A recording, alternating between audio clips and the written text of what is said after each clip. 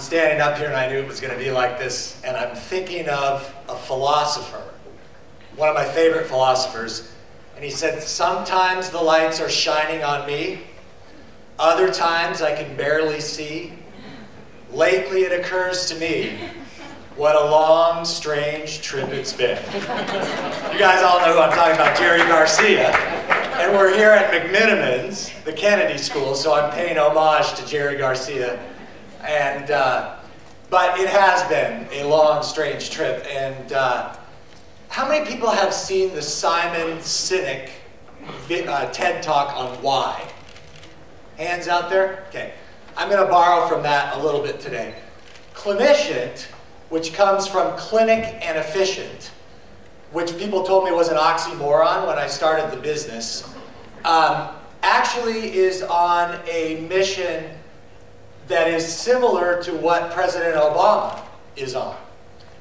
And you say, that doesn't seem reasonable at all, but the Affordable Care Act, Obamacare, is really designed to take waste out of healthcare.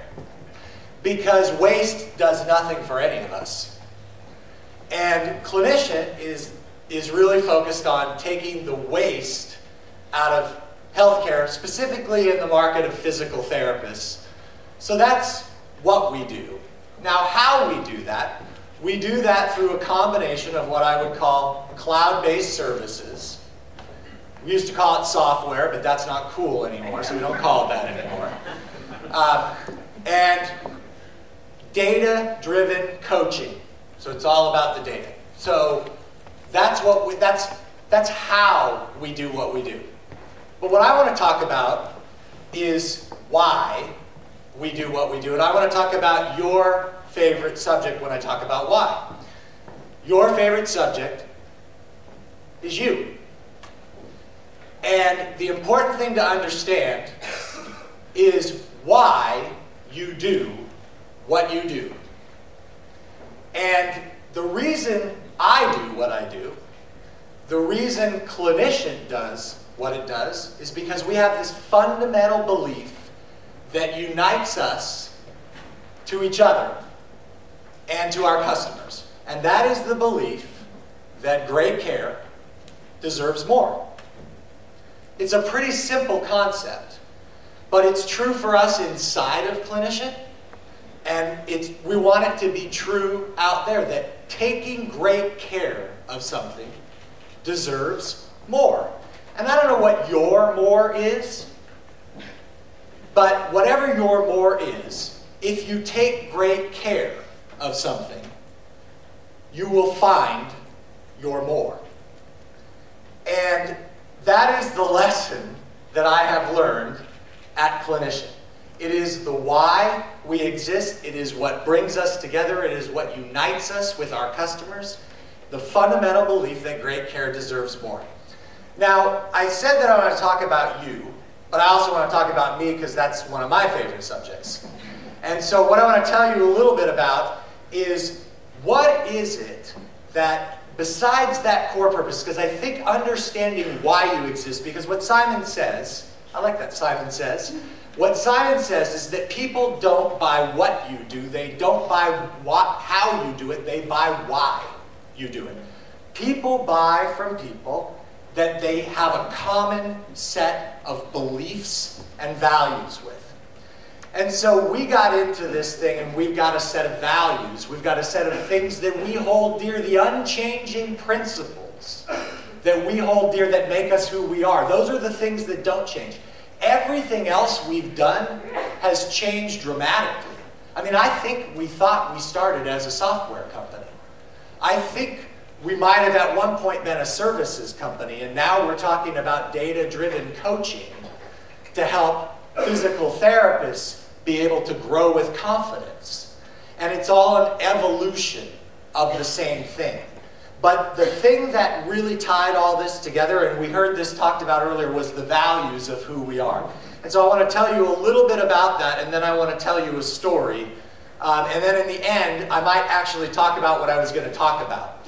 I don't think that I will, but it's written on paper, and I actually kind of scrapped it. But so the values that we have are fairly simple. Be courageous, do the right thing, care about results, value relationships, and seek to understand. Those are the things that have guided us since the beginning in our quest to reward great care, and great care deserves more. And so those values, I want to tell you about be courageous, because that was one that I learned about. You're in the business where if you're out trying to start something, you're going to have to be courageous. You're going to have to know what you believe and be willing to stand for that. So in 2009, when my company was basically out of business, I got a call saying the bank is sweeping the funds that are coming into your lockbox because there was a little dispute that happened between the investors in my company and the bank. And so I was in Indiana going to meet with a customer, and I raced back home to put everything together. And I had to have a bunch of meetings and run around and resurrect this company. I mean, we were done. We were basically done, backs against the wall. I think that's why when you look at my picture up there, I have a brick behind me like that, because my back was against the wall. I feel like I spent most of my career at Clinicient with that. So the idea of being courageous, I walked into an investor meeting and I had to get people to give me money to pay the bank off and survive. And they asked me, why should we give you money? You kind of got us where we are today. And I was like, damn, that's a good question. Think fast, Jim. And so what I said was, because I'm not going to make the same mistakes I made, I'll make new mistakes, but I'm not going to make those same mistakes. You can bring some new sucker in, and he'll make probably the same mistakes that I made. And so that was an example of being courageous. Do the right thing. Example of do the right thing. We screwed up a lot of things in the company. That's how we got in that position that I talked about earlier. We learned our lessons from those things and ultimately dug out of that hole. But do the right thing. One time we screwed up a customer's cash flow, and I had to decide to loan them money, and I didn't know if it would cost me my job to do that. But we decided to do it because it was the right thing to do. So our values guided our decisions. That was what made us who we are. There are other ones. Seek to understand, care about results. I could go into those. What I want to say about this is I want to tell you a story that I heard on Radiolab this weekend on NPR. I don't know if you got to hear this. But there is a story about how does a caterpillar become a butterfly. And I'm going to bring this home, believe me. A caterpillar, you think a caterpillar goes into that thing called the chrysalis, and they become a butterfly because, suddenly out of the back of the caterpillar sprout these wings, and then the caterpillar has this transformation. That's not how it works. Caterpillar becomes a butterfly inside the chrysalis. It actually dissolves into this goop that is unrecognizable, that was never the caterpillar itself. But the essence of the caterpillar is inside that chrysalis. And when it melts into that goop, it forms, over time, into the beautiful butterfly that comes out of there. It's more, right? So inside that chrysalis, one of the other things that I found out, and this was fascinating to me, that the caterpillar actually has all of the components, the little wings and all the stuff that make up the butterfly, are a part of the caterpillar.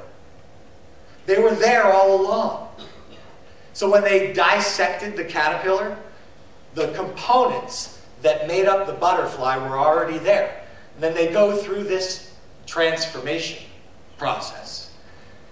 Your life in your business is going to be a transformation process. That's what you're going to be going through in this. What you have to know first, who are you? Why are you doing this? Because the what and the how, you have no idea how that's going to change. You got to know why. You got to know who you are and what it is that you want from doing this. And then what you do, the smart thing to do, is to surround yourself with people who have the same why as you have, and have a hiring process that brings in those same people. The investors need to have the same why. The customers need to have the same why. You bring everybody together that has the same why as you have, because you're all pursuing your more. It's a process I call alignment. And alignment, bringing everybody together, so you've got that vision, the light that's shining out there. And you need to find people that are moving with you in that same direction. That's what you want to do. Bring those people together. So find the investors that are that way, because I'll tell you the thing, you know, when we go back to those values, is you've got to be true to yourself. That's the ultimate thing that I would tell you, is you have to be true to yourself, because at the end of the day, that's what you have. And think about that. The essence of who you are will be expressed in your business. You can't hide it. It's going to show up. Let that shine. Take great care of you. Take great care of yourself, who you are. And bring those things out that you know are in there. They will come out. Now, it's not going to be easy. You're going to melt into a soup on the way. Trust me. Back against the wall, you're going to feel like you melted into a soup a few times. But remember the goal. Remember where you're going. I wanted to leave you with those thoughts. And do I have 1 minute left? I have 1 minute left. So I'm going to tell you what I wrote on the paper. Because I feel like I'm trying to make a transformation now out of being a guy who did things into being a guy who coaches people. And so I want to tell you my 5 things here. The first is, it's a long season. Train accordingly. Don't eat all your capital fast, so you don't end up with your back against the wall. Train accordingly. The second thing is, it starts in the locker room. So have a locker room, have a huddle, and pay attention to the conversation, because the culture lives in the conversation. The third thing is, always know the score and know when to call time out when you're getting behind. And the fourth thing is, know when it's time to make a trade, even if that trade is you. I had to make one of those myself. I don't have time to tell you about that. And the last one is one that one of my people told me, and I gotta live this one every single day. And I always am like, I hate hearing that again. And it was, coach more, shoot less. As a leader of a company, you got to coach more, and you got to shoot less. And it's a hard thing to do, but you got to trust people. I heard Luke say earlier, or was it Luke? No, I think it was you that said, trust the world. It's not really that trustworthy, and it's going to disappoint you, but you got to trust. You got to trust the people around you. You're going to make mistakes. Coach more, shoot less, and I'm at the end.